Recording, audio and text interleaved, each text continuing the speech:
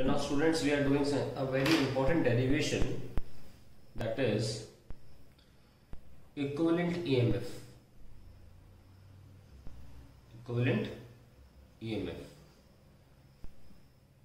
इसमें दो केस आते हैं, एक तो सीरीज और दूसरा पैरेलल। हम इसमें केवल दो सेल्स यूज करते हैं, तो पहले सीरीज देख लेते हैं। सिंपल होता है series,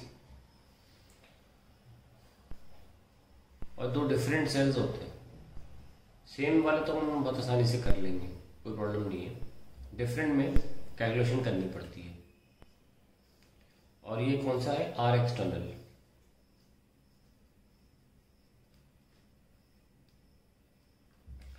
Now how will you find out the total EMF? EMF total, that is E1 plus E2. R total छोटा वाला R1 plus R2, एंड जो कैपिटल R मतलब सिस्टम की, मतलब सर्किट की, वो हो जाएगी R1 plus R2 plus capital R, and finally current आ जाएगा E1 plus E2 upon R1 plus R2 plus R। अब देखिए कितना इजी है, इसीलिए एग्जाम में नहीं आता। पैरेलल वाला देखते हैं।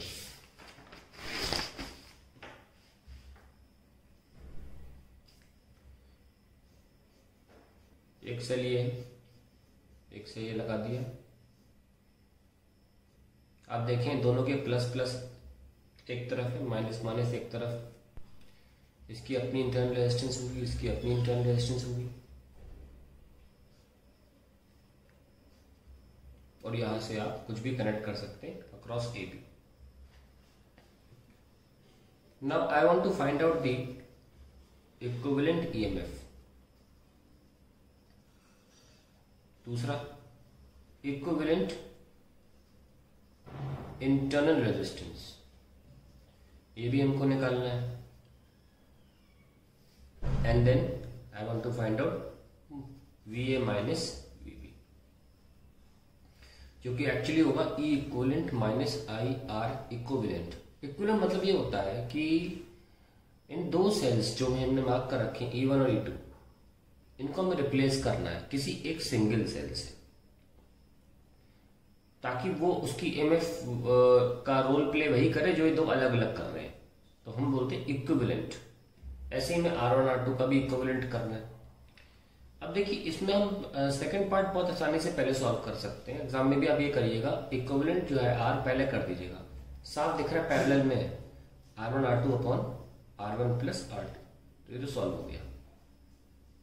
अब कहानी आती है हमारी EMF की। ये हमने लिया करंट I1, ये हमने करंट ले लिया I2।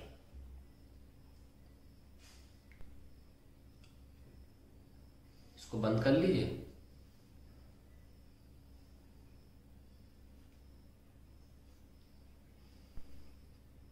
ठीक है, चलिए शुरू करते हैं। इसकी वजह से I1 करंट आ रहा होगा, इसकी वजह से I2 करंट आ रहा होगा। अब इन अपर ब्रांच, क्या लिख सकते हैं? जो वोल्टेज होती है टर्मिनल वोल्टेज, ये वाली सेल के अक्रॉस कैसे लिखोगे? E1 माइनस I1 R1, ये लिखोगे ना, क्योंकि सेल में से करंट निकल रहा है, सेल ले नहीं रहा। सेल करंट ले रहा होगा तो E1 प्लस लिखते, यहाँ सेल में से करंट निकल रहा है, तो हम सेल के अक्रॉस क्या पोटेंशियल लेंगे? यहां भी ले सकते हो, चाहे ऐसे लिख लो, ये वाले पॉइंट्स अक्रॉस ले लो। ए और बी भी ले सकते हो, कोई फर्क नहीं पड़ता। आफ्टर ऑल यहां से लेकर यहां तक भी कुछ लोड लगा नहीं है, रेजिस्टेंस लगी नहीं है, तो ये पॉइंट्स की पोटेंशियल भी और ये पॉइंट्स की पोटेंशियल सेम होगी। Let me take these points. ठीक है, एक तरह से अपर ब्रांच ही मैंने इसीलिए बोला था, मैंने इन द अपर ब्रांच, इसीलिए मैंने इन द अपर ब्रांच बोला था। फिर मैंने बोला इन द लोअर ब्रांच,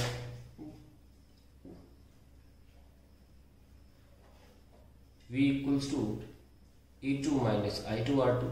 अब क्योंकि अपर और लोअर ब्रांच आपस में पैरेलल है, इन दोनों के इनिशियल और फाइनल पॉइंट से हम जानते हैं electric potential work done per unit charge in bringing from one point two another conservative होता है। और उसमें इनिशियल फाइनल पॉइंट अगर सेम रख दिया जाए तो पाथ कैसा भी हो work done per unit charge same होगा, जो कि पोटेंशियल कहलाता है। यानी कि ये इनिशियल फाइनल पॉइंट सेम होने की वजह से नीचे का पोटेंशियल ऊपर पोटेंशियल सेम होना चाहिए। तो देखो इसलिए मैंने वी भी लिखा, सफिक्स नहीं लगाया। अब इनमें से मैं I1 एक्सट्रैक्ट कर लेता हूं from first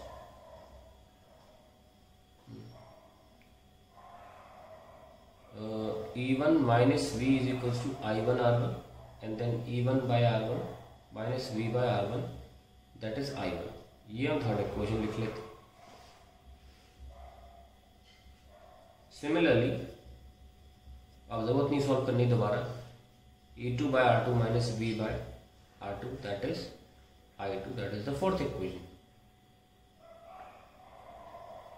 Now let me, अभी दो करंट जो हम ऐड कर सकते हैं, करें तो क्या करंट आ गया, ये ओवरऑल आई आ गया। Let me add the two currents, sorry मैं दिख नहीं रहा हूँ, देखिए दोनों करंट ऐड करेंगे तो I1 प्लस I2 आ जाएगा। मैं बस करंट ही ऐड करना चाहता, okay. I1 plus I2 is equals to I। हमें I1 क्या था, E1 by R1 minus V by R1 plus I2 क्या था, E2 bye R2 minus V bye R2 और ये आ गया I। अभी तक कोई प्रॉब्लम नहीं। अब ऐसा करो, E1 वाले टर्म्स एक तरफ लिख लो और यहाँ V कॉमन लेके 1 bye R1 plus 1 bye R2 ऐसे लिख लिया। Now let's take LCM, E1 R2 plus E2 R1 upon R1 R2 minus V R1 plus R2 upon R1 R2 is equals to I। So E1 R2 plus E2 R1 minus V R1 plus R2 is equals to I R1 R2। मैंने क्या किया, इन दोनों को वहां भेज दिया, LCM जो था दोनों की तरफ सेम था वहां भेज दिया। अब E1 R2 plus E2 R1 minus I R1 R2 equals to V R1 plus R2। अब मैंने क्या किया, V उधर रख दिया और I इधर ले आए।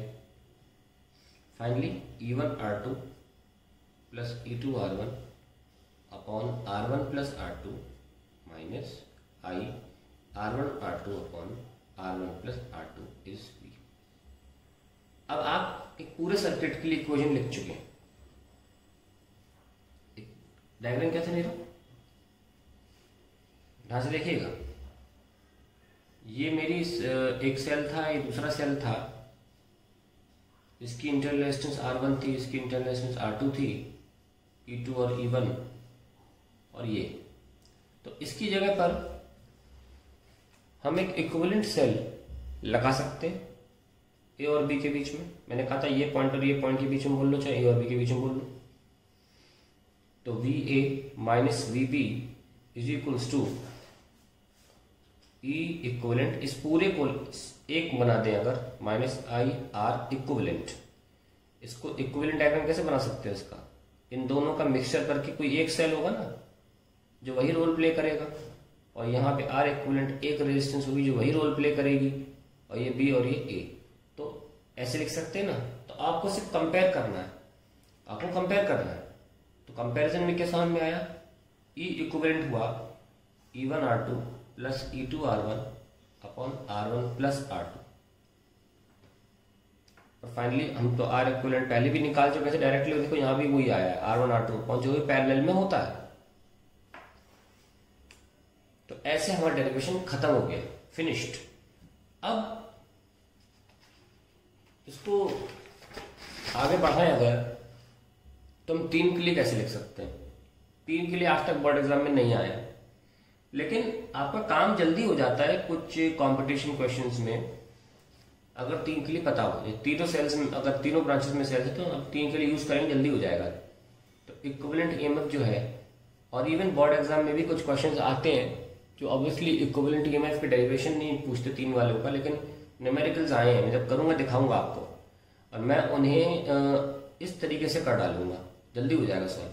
तो कैसे करना है, वहां कहता है E1R2 plus E2R1 upon R1 plus R2। यहाँ क्या है, 3 वाले में E1R2R3 E2R1R2 R1R3 सॉरी और E3R1R2 होल डिवाइड बाय ये जो टर्म लिखा है अलग से रेजिस्टेंस वाले, ये R2R3 R1R3 R1R2, ये हमारा इक्विवेलेंट ईएमएफ है। बहुत सिंपल लिखना है। अगर आपने सफिक्स 1 यूज कर लिया E1 में तो रेजिस्टेंस में बाकी 2 सफिक्स बचे यूज किए जाएंगे। E2 में 2 आ गया तो 1 3, 3 आ गया तो 1 2 और यही रेजिस्टेंसेज नीचे लिख डालनी, दैट्स इट।